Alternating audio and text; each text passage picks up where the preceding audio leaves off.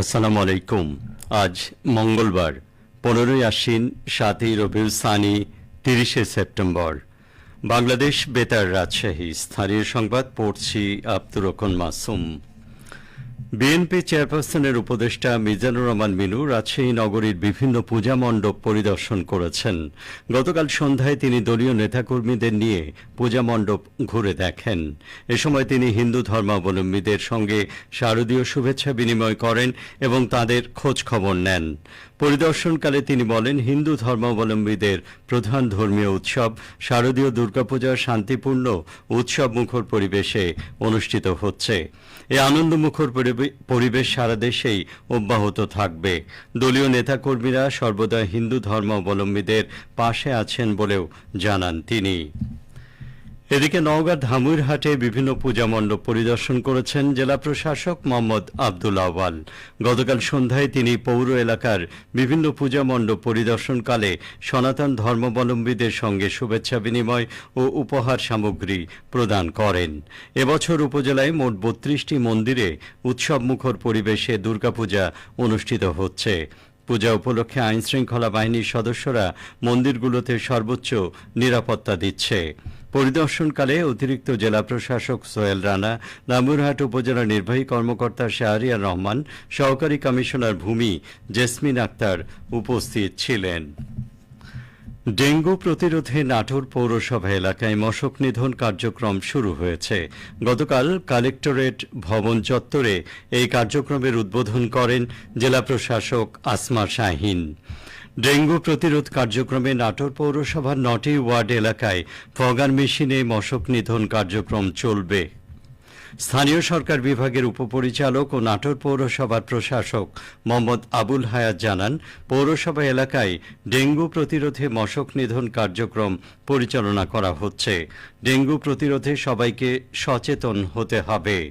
পৌরবাসী সচেতন হলে পরিচ্ছন্ন পরিবেশের মাধ্যমে ডেঙ্গুতে আক্রান্ত হওয়ার ঝুঁকি হ্রাস পাবে। আত্মকর্মসংস্থান সৃষ্টির লক্ষ্যে বগুড়ার শিবগঞ্জে গরিবপুর গ্রামের এক নারীকে কলার গাছের কাণ্ড থেকে আঁশ বা সুতা তৈরির মেশিন প্রদান করা হয়েছে। গতকাল ব্র্যাক মাইক্রোফাইন্যান্স কর্মসূচির আওতায় মিষ্টি নামের ওই নারীকে এই মেশিন প্রদান করা হয়। জানা যায়, কলার গাছের আঁশের সুতা পরিবেশ বান্ধব, টেকসই, ব্যবহার উপযোগী এবং যা আন্তর্জাতিক বাজারে চাহিদা সম্পন্ন কাঁচামাল হিসেবে জনপ্রিয়তা অর্জন করেছে। তাই এই নারী উদ্যোক্তাকে মেশিন ও প্রশিক্ষণ প্রদান করা হয়েছে, যাতে পরিত্যক্ত কলাগাছের আঁশ থেকে সুতা তৈরি করে তিনি অর্থনৈতিকভাবে লাভবান হতে পারেন। বিশ্ব হার্ট দিবস উপলক্ষে পাবনায় জনসচেতনতামূলক র্যালি ও আলোচনা সভা অনুষ্ঠিত হয়েছে। গতকাল র্যালিটি পাবনা 250 শয্যা জেনারেল হাসপাতাল থেকে শুরু করে শহরের প্রধান সড়ক প্রদক্ষিণ করে আবার হাসপাতালের সামনে গিয়ে শেষ হয়। র্যালি শেষে আলোচনা সভা অনুষ্ঠিত হয়। আলোচনা সভায় প্রধান অতিথি ছিলেন পাবনা জেনারেল হাসপাতালের সহকারী পরিচালক ডা রফিকুল ইসলাম।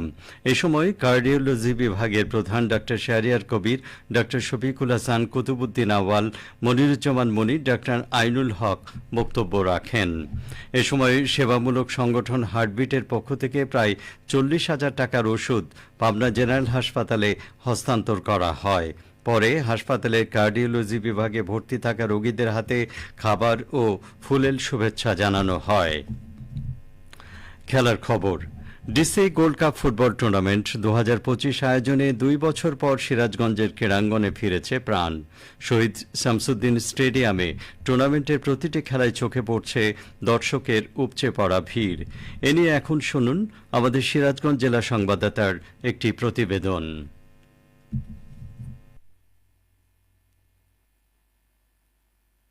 3রা সেপ্টেম্বর শুরু হয়েছে Sirajganj DC gold cup football tournament 2025। 9টি উপজেলা ও একটি পৌরসভার সমন্বয়ে 10টি দলের অংশগ্রহণের এই টুর্নামেন্টের সেমিফাইনাল শেষ হয়েছে। ইতিমধ্যেই প্রতিটি ম্যাচেই শহীদ শামসুদ্দিন স্টেডিয়াম ছিল দর্শকের উপচে পড়া ভিড়। খেলার মাঠ হয়ে উঠেছিল যেন উৎসবের মেলা। এমন আয়োজনে উচ্ছ্বাস প্রকাশ করেছেন দর্শক, খেলোয়াড়েরা। অনেক জায়গায় ডিসি কাপ হচ্ছে, তবে তুলনামূলক আমাদের সিরাজগঞ্জের ডিসি কাপটা অনেক সুন্দর হচ্ছে, কারণ আমাদের প্রচুর দর্শক। আর আসলে আমাদের সিরাজগঞ্জবাসী সবাই খেলাপ্রেমী মানুষ, প্রত্যেকটি খেলায় কিন্তু কানায় কানায় দর্শক, প্রত্যেকটি মানুষ কিন্তু খেলা দেখার জন্য এসেছে। সিরাজগঞ্জ জেলা ক্রীড়া অফিসার নূরে এলাহি বলেন, দর্শক আর খেলোয়াড়দের এমন উৎসাহ অনুপ্রাণিত করছে সামনে আরো বড় আয়োজনের। ইতিমধ্যে আজকের যে খেলার মধ্যে যে দর্শকের উপস্থিতি দেখতে পাচ্ছি, আমাদের গ্যালারি ভরপুর, বাইরে লোকজনের উপস্থিতি। আমরা আসলে এই ধারণ ক্ষমতার বাইরে আছি।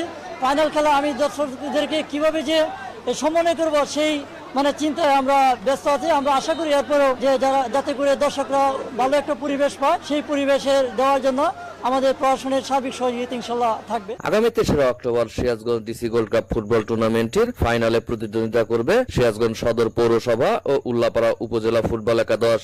সাজিরুল ইসলাম সঞ্চয়, সিরাজগঞ্জ জেলা সংবাদদাতা, বাংলাদেশ বেতার, রাজশাহী। প্রতিবেদনটি শুনছিলেন। একটি ঘোষণা, আগামীকাল বুধবার থেকে আঞ্চলিক বার্তা সংস্থা বাংলাদেশ বেতার রাজশাহীর স্থানীয় ইংরেজি সংবাদ সন্ধ্যে 5:45 পরিবর্তে 6:05 প্রচারিত হবে। সবশেষে আবহাওয়া। আজ সকাল 6টায় রাজশাহীতে তাপমাত্রা ছিল 28 ডিগ্রি সেলসিয়াস। সেই সময় বাতাসে আর্দ্রতার পরিমাণ ছিল 96%।